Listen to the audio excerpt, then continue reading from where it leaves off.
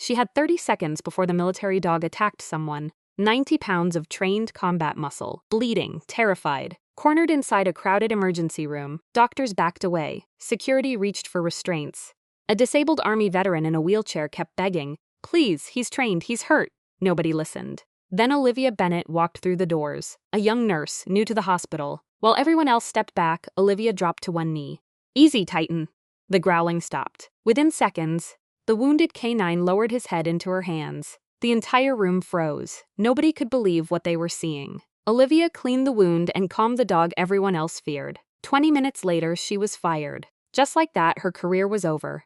What nobody knew was that military vehicles were already racing toward the hospital. Before sunset, a buried military scandal, 14 forgotten veterans, and a secret from Olivia's past would change everything. And the nurse they had just fired was about to become the most important witness in a federal investigation. Stay until the end, because this was only... A cold October rain drifted across Nashville as gray clouds hung low above the city, turning the morning sky into a blanket of steel. Olivia Bennett arrived at St. Gabriel Medical Center at 6:45 a.m., carrying a paper cup of coffee that had already gone lukewarm before her shift even started. At 31 years old, Olivia was neither the youngest nor the oldest nurse in the emergency department, but she often felt older than her years. She stood 5 feet 7 inches tall with an athletic build developed during years of military service. Her chestnut brown hair was usually tied into a practical ponytail, and her calm blue eyes rarely revealed what she was thinking. Patients often trusted her immediately because of the gentle way she spoke, but very few people knew how much pain she kept hidden behind that calm exterior. 4 years earlier, Olivia had left the Army and moved to Nashville hoping to build an ordinary life. She rented a modest apartment on the edge of the city, drove an aging Honda sedan, and spent most evenings alone. Ordinary was exactly what she wanted. No deployments. No helicopters, no emergency extractions, no memories. Unfortunately, hospitals had a way of attracting chaos. The emergency department was already crowded when she arrived. Ambulance sirens echoed outside every few minutes. Phones rang constantly. Nurses moved between treatment bays while physicians hurried through hallways carrying tablets and patient charts. One of those physicians was Dr. Ethan Caldwell, a 48-year-old emergency physician with sharp facial features, neatly trimmed gray stubble, and tired hazel eyes. Years of long shifts had made him impatient, though not cruel. Ethan valued efficiency above everything else and had little tolerance for surprises. Olivia had just finished checking medications when the ambulance entrance doors burst open. Every head turned. A man in a wheelchair rolled through the entrance alongside paramedics. The man was Samuel Brooks. Samuel was 54 years old, broad-shouldered despite losing much of his mobility. His dark beard was streaked with gray, and deep lines crossed his weathered face. He had lost his left leg below the knee during a deployment overseas several years earlier. The injury had changed his life, but it had never broken his spirit. Still, the burden of surviving when others had not left a permanent sadness behind his eyes. Beside Samuel moved an enormous German shepherd, Titan. The dog immediately captured everyone's attention. Titan was 7 years old and weighed nearly 90 pounds. His black and tan coat was soaked with rain and stained with blood. A deep wound stretched along his left flank. His breathing was rapid, his ears were pinned back, every muscle in his body was tense, and he looked terrified. "Please help him," Samuel said. The paramedics exchanged uncertain looks. "Sir," one nurse replied nervously. "Animals aren't allowed in the ER," Titan growled. The sound rolled through the room like distant thunder. Several patients backed away. Security was called immediately. Olivia stepped closer. Something about the dog's posture caught her attention. Everyone else saw aggression. She saw fear. Titan wasn't hunting. He wasn't preparing to attack. He was protecting the only person he trusted. 2 security officers arrived moments later. One of them was Marcus Reed, a large man in his mid-30s with a shaved head and muscular build. Marcus was good-hearted but had little experience with military working dogs. "We need to remove the animal," Marcus said carefully. Samuel tightened his grip on Titan's harness. "No." The answer came instantly. "Sir." "No," Samuel repeated. "He's injured. He's scared." "You're going to make it worse." Titan growled again. The tension in the room increased. Olivia could almost feel it. She looked at the dog. Titan's eyes darted from face to face. The pain from the wound combined with fear and confusion had pushed him close to his limit. One wrong move could end badly. Dr. Caldwell appeared from the hallway. "What is going on?" The situation was explained quickly. His expression hardened. "The dog needs to leave." Samuel's face tightened. "He needs treatment. This is a hospital." "Exactly. It's a hospital for people." Olivia remained silent. Inside, however, something uncomfortable was stirring. She had seen military dogs before, many of them. Years ago, they had worked alongside soldiers during dangerous missions. She remembered how fiercely loyal they were. She remembered carrying medical supplies for wounded handlers and wounded dogs alike. Most importantly, she remembered that fear often looked exactly like aggression. Titan shifted slightly. Blood dripped onto the floor.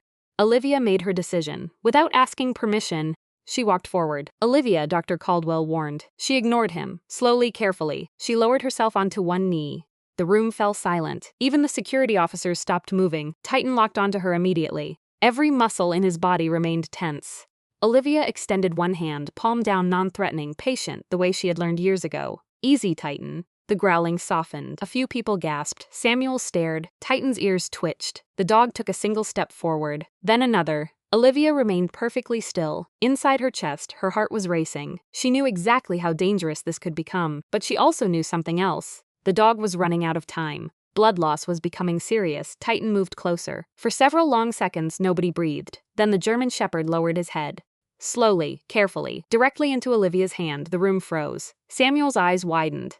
Even Dr. Caldwell looked shocked. "It's okay, buddy," Olivia whispered. Titan released a long breath. For the first time since entering the hospital, the dog relaxed. Only slightly, but enough. Olivia gently examined the wound. The cut was deep, but not life-threatening. He needed stitches and proper veterinary treatment immediately. For now, she could stop the bleeding. She requested bandages. Nobody moved. They were still staring. "Bandages," Olivia repeated. This time someone handed them over. As Olivia began treating Titan, she could already feel dozens of eyes watching her. Some were impressed, some were worried, others were angry. And somewhere deep inside, a feeling she had spent 4 years trying to bury began waking up again. The feeling that her ordinary life was about to become anything but. The emergency department had not yet recovered from the shock of what Olivia Bennett had done when a message arrived requesting her immediate presence on the 3rd floor. Olivia already knew what it meant. She finished securing the temporary bandage around Titan's wound and slowly stood. The German Shepherd looked up at her. His dark brown eyes followed her every movement now. Trust had replaced fear, but only partially. Titan remained pressed against Samuel Brooks' wheelchair, unwilling to let anyone else get too close. Samuel watched Olivia carefully. "You don't have to do this," he said quietly. Olivia offered a faint smile. "I think I already did." Dr. Ethan Caldwell avoided eye contact as she walked away. The physician understood she had likely prevented a dangerous situation, but hospital policies rarely cared about intentions. Policies cared about rules. The elevator ride felt longer than it actually was. By the time Olivia reached the executive offices, she had already prepared herself for the worst. Richard Holloway was waiting. The hospital director sat behind an enormous walnut desk positioned beneath floor-to-ceiling windows overlooking downtown Nashville. Richard was 62 years old, tall and lean with silver hair combed neatly backward. His clean-shaven face carried sharp angles that made him appear permanently dissatisfied. Years spent climbing administrative ranks had taught him to value control above compassion. Richard rarely raised his voice because he never needed to. His authority usually did the work for him. Across from him sat a woman Olivia had never met. Karen Whitmore, the hospital's human resources director, appeared to be in her late 50s. She was short, professionally dressed, with shoulder-length blonde hair and reading glasses resting low on her nose. Karen's expression carried sympathy, but not enough sympathy to change what was about to happen. "Please sit," Richard said. Olivia remained standing. "I'd rather not." Richard folded his hands. "You violated multiple hospital policies today." Olivia said nothing. "You introduced an animal into a human treatment area. The animal was bleeding. You ignored direct physician instructions. The dog needed treatment. You created a liability issue. The dog didn't hurt anyone." Richard's jaw tightened. "The point is that he could have." For a moment, silence filled the office. Olivia felt frustration building inside her chest, not because she feared losing her job, because she knew Titan would have suffered if she had done nothing. Richard opened a folder. "St. Gabriel Medical Center cannot operate on individual judgment. We operate on procedures." Olivia finally sat down. Procedures don't help much when they're written for situations that don't exist. Karen shifted slightly in her chair. Richard looked annoyed. "The decision has already been made." There it was. Simple. Final. Cold. "We are terminating your employment effective immediately." Olivia expected the words, yet hearing them still hurt. 4 years. 4 years building a normal life. 4 years trying to become someone other than the person she used to be. And now it was gone because she refused to watch an injured animal bleed. Karen slid paperwork across the desk. Olivia barely looked at it. Richard continued speaking about policies, liabilities, insurance concerns, and organizational standards. The words became background noise. Her thoughts drifted elsewhere, to dusty roads overseas, to helicopters, to emergency field stations, to soldiers whose names she still remembered, memories she had spent years locking away. Richard eventually stopped talking. "Do you understand?" Olivia looked at him. "Perfectly." 20 minutes later, she emptied her locker. The contents fit inside a small cardboard box, a coffee mug, a framed photograph, several pens, a jacket. Not much evidence that she had worked there at all. As she stepped outside, cold October air greeted her. The rain had stopped, cloud still hung over Nashville, but sunlight was beginning to break through. For the first time since leaving the army, Olivia genuinely felt lost. Her savings would last a few months, maybe longer if she was careful. Finding another nursing position would not be impossible. Still, uncertainty gnawed at her. The hospital behind her suddenly felt very far away. She walked toward the parking lot, then she felt it. A vibration, low, distant, growing stronger. Olivia turned. 4 black SUVs entered the hospital grounds. Every vehicle was identical, every movement precise, disciplined, intentional. They moved in formation before stopping near the main entrance. The engines shut down simultaneously. Olivia frowned. Something about the scene felt familiar, dangerously familiar. The doors opened. Men and women stepped out. Military. No doubt about it. Not ordinary soldiers, senior officers, experienced personnel. People who carried authority effortlessly. At the center of the group emerged a man who immediately drew attention, Nathan Walker. Though Olivia did not yet know his name, the general appeared to be around 58 years old. He stood over 6 feet tall with broad shoulders and a powerful frame that age had not diminished. His dark hair was heavily streaked with gray, and deep lines surrounded piercing green eyes. A small scar crossed his chin, a souvenir from combat decades earlier. Unlike many senior officers, Nathan carried none of the arrogance rank often produced. Instead, he moved with calm confidence born from experience. Hospital employees stopped walking, visitors stared, even security personnel seemed uncertain. Nathan surveyed the building, then his gaze moved toward the emergency department entrance. Purpose, urgency, recognition. Olivia felt her stomach tighten. Something was wrong, or perhaps something was finally about to become right. Inside the hospital, several administrators rushed toward the lobby. Richard Holloway appeared moments later. The director's expression instantly changed. Olivia recognized the look of a man expecting important visitors, the look of a man preparing to impress them. Nathan entered the building. His team followed. Through the glass doors, Olivia could see Richard extending his hand. Nathan ignored it completely. The director's smile vanished. The entire lobby seemed to freeze. Then Nathan spoke. Olivia couldn't hear the words, but she could read the reaction. Several employees pointed toward the emergency department. Others exchanged nervous glances. Questions were being asked. Important questions. Questions nobody expected. Then Nathan slowly turned. His eyes locked directly onto Olivia. Across 40 yards of parking lot, across dozens of people, across everything. The general had found exactly who he was looking for, and suddenly Olivia realized something terrifying. The worst part of her day had not been getting fired. The worst part was that her past had finally caught up with her. Nathan Walker began walking toward her, and Olivia had a feeling that nothing in her life would ever. Nathan Walker stopped 3 feet in front of Olivia Bennett and studied her in silence. The parking lot seemed strangely quiet despite the traffic beyond the hospital grounds. Olivia could feel dozens of eyes watching from the lobby windows behind him. Hospital employees, visitors, and administrators were all trying to understand why a major general had arrived with a military convoy because of a wounded dog. "You treated Titan?" Nathan finally asked. His voice was calm, deep, and controlled. Olivia nodded. "Yes." Nathan's green eyes remained fixed on her face. "He let you approach him. He was hurt." Nathan gave a slight shake of his head. "You don't understand." For the first time, uncertainty appeared in his expression. Titan was one of the military's most respected working dogs. During nearly 6 years of service, the German Shepherd had participated in dozens of high-risk operations, explosives detection, counterterrorism missions, search and rescue operations. The dog had saved lives repeatedly. But Titan had become increasingly difficult after his handler retired. The dog trusted almost nobody. Several military veterinarians had documented behavioral concerns. Trainers reported that Titan often refused physical examinations unless Samuel Brooks was present. Yet somehow Olivia had reached him in less than a minute. Nathan knew that should not have happened, and that was exactly why he was here.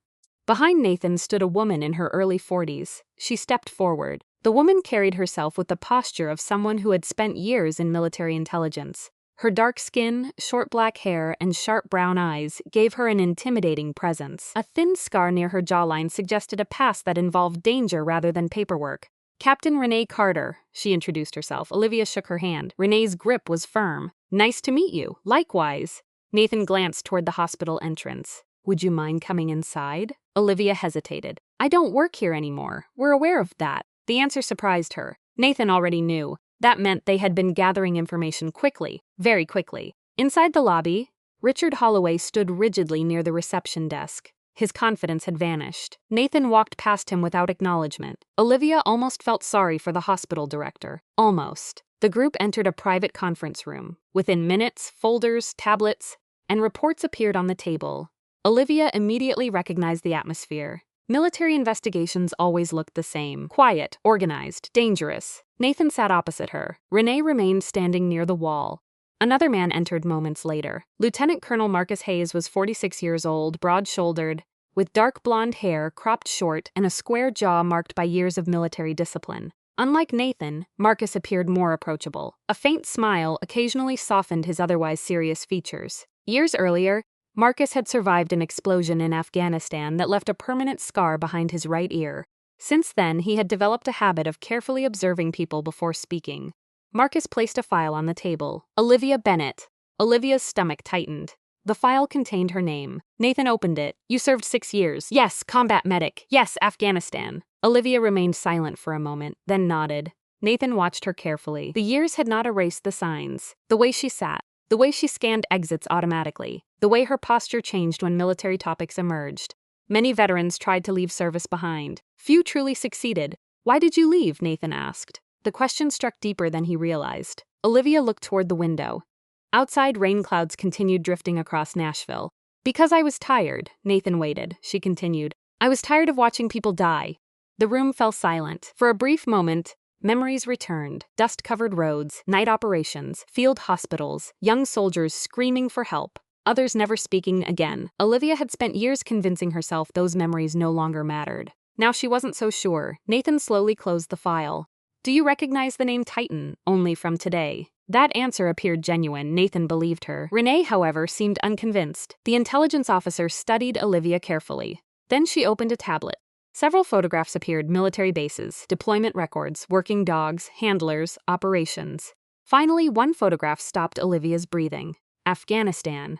8 years earlier, a temporary medical station. A younger version of herself stood beside several soldiers, and beside her sat a German shepherd. Not Titan, but another military dog. The memory returned instantly. Atlas, Olivia whispered. Nathan exchanged a glance with Renee. You remember. Of course I remember. Atlas had been a military working dog assigned to Olivia's unit. The animal had saved multiple soldiers during a roadside bomb incident. Months later, Atlas died protecting a convoy. The loss had devastated the entire unit, especially Olivia. The dog had often accompanied her medical teams. The memory still hurt. Nathan leaned forward. According to several records, Atlas trusted only a handful of people. Olivia said nothing. One of those people was you. Suddenly, the pieces began connecting. Not completely, but enough. Military working dogs. Behavioral trust patterns. Titan's unusual reaction. Nathan wasn't investigating a dog attack. He was investigating her, or more specifically, her past. Renee finally spoke. Olivia, we're trying to understand why Titan responded the way he did. I don't know. We think you do. Olivia looked directly at her. No, I think you're looking for something else. The room became quiet again. Nathan slowly smiled. For the first time all day. Not because she answered incorrectly. Because she answered exactly right. The Major General closed the file. You're observant. Occupational habit. Nathan nodded. Good, he stood. The conversation was over. Or at least the first part. Before leaving, he placed a business card on the table. Olivia glanced down. Nathan Walker. Office of Military Personnel Review. That title immediately caught her attention. Personnel Review. Not K-9 operations. Not military veterinary services. Something larger. Something involving people. Nathan moved toward the door, then stopped. There are some veterans from your old deployment period whose records don't make sense. Olivia felt her heartbeat quicken. Nathan continued. Several files have missing sections. The room suddenly felt colder. Medical records, he added. Olivia stared at him. Nathan held her gaze, and for the first time since this strange day began, genuine concern appeared in the general's eyes. Someone altered them.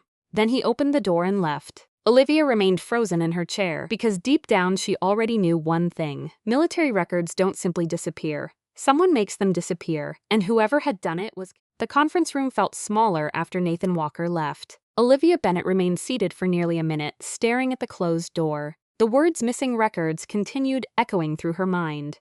Military records did not simply disappear. Every treatment, every injury, every evacuation, every surgery generated documentation. Entire departments existed to preserve those records. Someone had altered them deliberately. Across the table, Captain Renee Carter quietly gathered several files. Unlike Nathan, Renee showed little emotion. Years spent working military intelligence had trained her to hide reactions.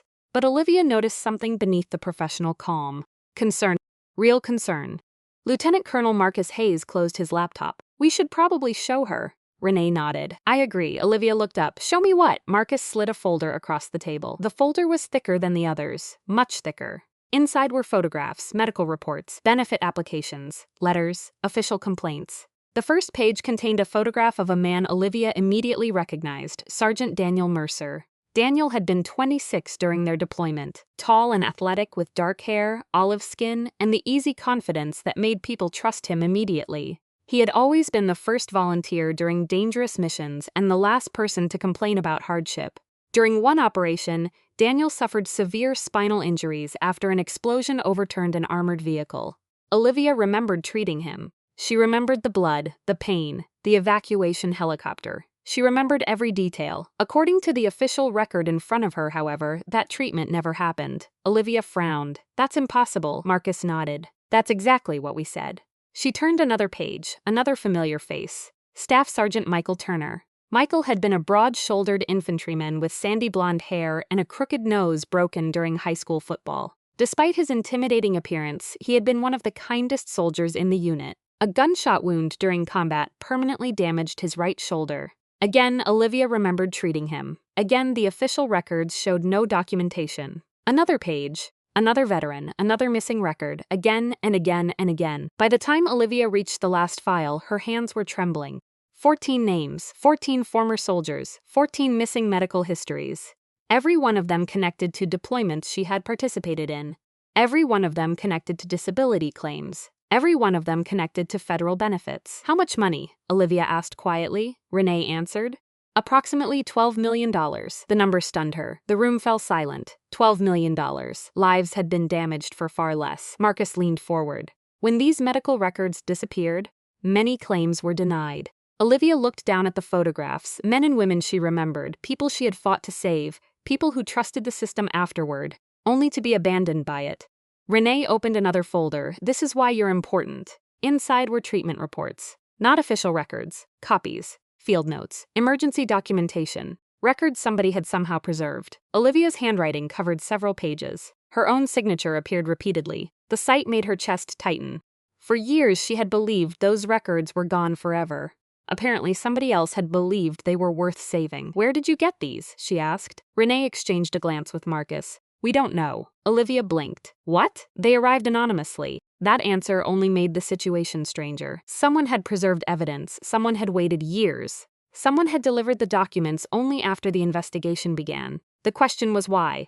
Before anyone could speak again, a knock sounded at the door. Nathan entered. He was not alone. A woman followed him inside. She appeared to be in her late 50s. Tall, elegant, sharp-eyed. Her silver blonde hair rested neatly against her shoulders, and her dark business suit suggested years spent inside government offices. Fine wrinkles surrounded her eyes, but they did little to hide the intelligence behind them. Nathan made introductions. "Olivia, this is Special Agent Victoria Lang." The name immediately caught Olivia's attention. Federal investigator. Victoria extended her hand. Her grip was firm, confident. The grip of someone accustomed to difficult conversations. "Nice to meet you, Olivia." Something about her voice felt familiar, gentle, but dangerous. The kind of person who preferred facts over excuses.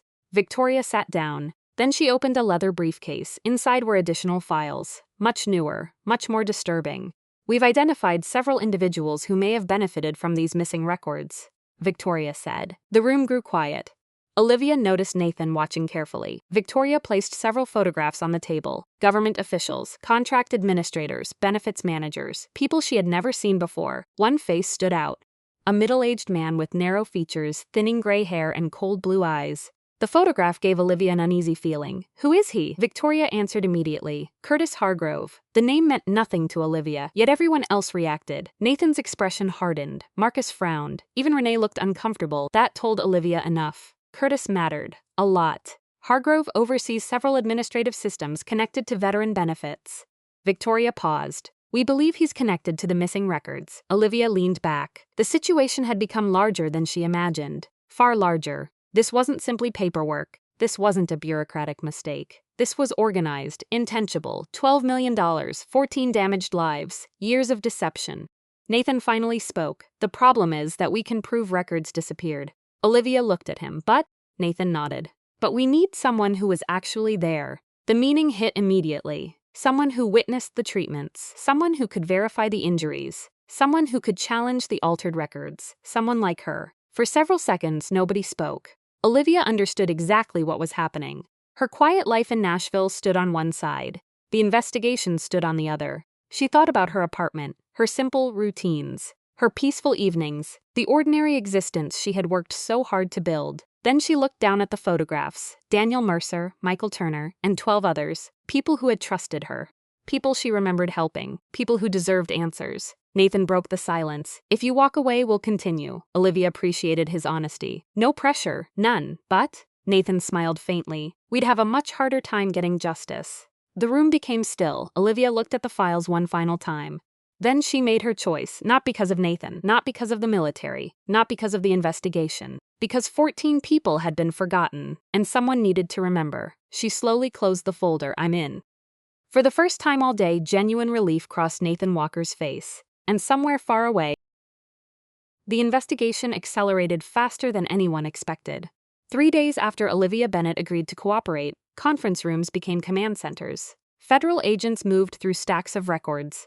Military investigators reviewed deployment files that had not been opened in years. Every missing document seemed to lead toward the same name, Calvin Pierce. Olivia sat inside a temporary federal office established in downtown Nashville, studying photographs spread across a long table. Outside, the city moved normally. Inside, careers, reputations, and years of deception were slowly collapsing. Special Agent Victoria Lang entered carrying another file. We found him. Olivia looked up. Victoria rarely showed emotion, but today something had changed. Satisfaction. The kind investigators experienced only when years of work finally produced answers. Nathan Walker entered moments later. Behind him walked an older man Olivia never expected to see again. Victor Ramsey. For a moment, Olivia forgot how to breathe. The retired colonel looked older than she remembered. His once dark hair had turned almost completely silver. Deep wrinkles lined his weathered face. At 67 years old, Victor still stood straight, but age had softened the physical strength he once carried. His broad shoulders remained impressive, yet his eyes revealed something new: regret. Years ago, Victor had commanded Olivia's special medical unit in Afghanistan. He had been respected throughout the military, demanding, disciplined, protective of his soldiers, the type of leader who always walked into danger first and left last. Seeing him again felt like opening a door Olivia had sealed shut years earlier. Victor stopped several feet away. Neither spoke. Finally, Victor broke the silence. You look well. Olivia folded her arms. You don't. A faint smile appeared. Fair enough. Nathan quietly closed the door behind them. Victoria sat near the window. No one interrupted. Victor slowly lowered himself into a chair. For several seconds he stared at the table. Then he began explanation. Olivia remained silent. Victor nodded. I deserve that. The retired colonel removed a folder from his briefcase. His hands trembled slightly. Not from fear, from age, from stress, perhaps from guilt. Several years ago, I approved administrative holds on veteran complaints. Olivia's expression hardened, Victor continued. At the time, I believed I was protecting ongoing national security operations. The room remained silent. Nathan and Victoria had already heard this story. Olivia had not. Victor looked directly at her. I was told the complaints involved classified operations. I was told public investigations could compromise personnel and missions. He paused. I believed it. Olivia felt anger building inside her chest. Not explosive anger. The quiet kind. The dangerous kind. The complaints disappeared. Victor nodded. Yes, people suffered. Another nod. Yes. Veterans lost benefits. Victor lowered his eyes. Yes. The admissions came without excuses, without defenses, without attempts to justify what happened. That honesty somehow made everything worse. What changed? Olivia finally asked. Victor opened the folder. Inside were emails, records, internal communications, evidence, a mountain of evidence. Calvin Pierce. The name immediately darkened the room. Unlike Curtis Hargrove, whose role had involved manipulating records, Calvin Pierce sat much higher in the chain. Much higher. Calvin Pierce was 58 years old, with carefully styled gray hair, expensive suits, and the polished smile of a career bureaucrat. Publicly, he appeared charming and dedicated to veteran welfare. Privately, investigators had discovered something very different. Greed. Pure greed. Over nearly 6 years, Calvin had overseen a network of officials who quietly redirected benefit funds through fraudulent administrative programs. The scheme generated millions of dollars while legitimate claims were delayed, denied, or erased. And Victor had unknowingly helped protect it. "When did you realize?" Olivia asked. Victor looked exhausted. 2 months ago. The room became quiet, Victor continued. "A former officer contacted me. The officer had discovered discrepancies between deployment records and benefit approvals. At first, Victor ignored it. Then more evidence appeared. Then more. Eventually, the truth became impossible to deny. Everything he believed had been a lie. Every justification, every explanation, every signature." Victor looked toward Olivia. "The day I realized 14 veterans had lost benefits because of decisions carrying my authorization was the worst day of my life." Olivia believed him, not because he deserved forgiveness, but because regret was written across every line of his face. Nathan stepped forward. "Victor brought us everything." The retired colonel nodded. "Every document I could find. Emails, authorizations, communications, financial transfers, names, dates, evidence. Enough evidence to dismantle the entire operation." Victoria opened another folder. "We executed federal warrants yesterday." Olivia looked at her. The investigator's expression remained professional, but there was unmistakable satisfaction beneath it. Calvin Pierce was arrested at 6:12 a.m. For the first time in years, Olivia felt genuine hope. The room remained silent as Victoria continued. Additional arrests followed. Several accomplices, multiple administrators, outside consultants, benefits coordinators. One by one, the structure collapsed. Months of investigation had become action, real action, the kind that changed lives. Over the next several weeks, the results continued appearing. The 14 veterans received formal reviews. Missing records were restored. Disability claims reopened. Benefits approved. Back payments issued. For some veterans, the compensation reached hundreds of thousands of dollars. For others, it meant access to long-denied medical treatment.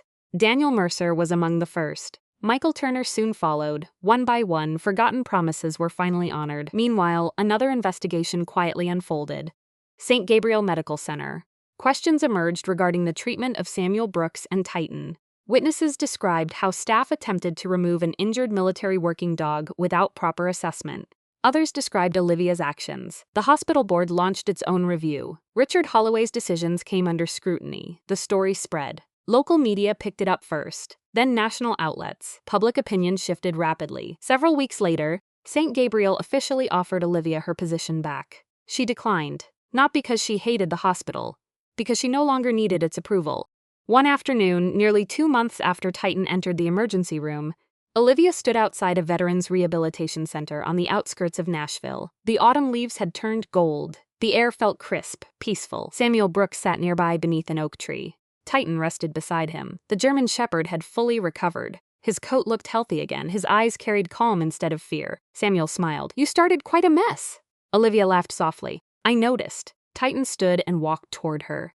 The dog gently rested his head against her hand. The same gesture from that first day. The same trust. Olivia looked across the rehabilitation center grounds. Veterans talking, families visiting, lives continuing. For years, she had believed leaving the military meant leaving that part of herself behind. She finally understood how wrong she had been. The past had not returned to punish her. It had returned to heal something unfinished. And for the first time in many years, Olivia Bennett. Sometimes God's greatest miracles do not arrive with thunder from the heavens or signs written across the sky. Sometimes they arrive through ordinary people who choose compassion when others choose convenience, courage when others choose silence, and truth when others choose comfort. Olivia Bennett thought she was helping an injured dog. She never imagined that one simple act of kindness would uncover years of injustice and help 14 forgotten veterans receive the support they deserved. What powerful people tried to hide was eventually brought into the light because God's truth has a way of finding its path, no matter how deeply it is buried. In our daily lives, most of us will never face military investigations or hidden conspiracies. But we all face moments when it would be easier to look away, stay silent, or let someone else do the right thing. This story reminds us that every act of compassion matters. Every kind word matters. Every choice to stand for what is right matters. You never know how God may use a single decision to change someone's life. If this story touched your heart, please share it with someone who needs encouragement today. Leave a comment below and tell us where you're watching from and what lesson you took from Olivia's journey. And don't forget to subscribe for more inspiring stories of faith, hope, courage, and the incredible ways God works through ordinary people. May God bless you and your family. May He protect you in difficult times. Guide your steps when the path is unclear. Bring peace to your heart, strength to your spirit, and hope to your future. Wherever you are today, may you never forget that God sees your struggles, hears your prayers, and is always working for good even when you cannot yet see it. Amen.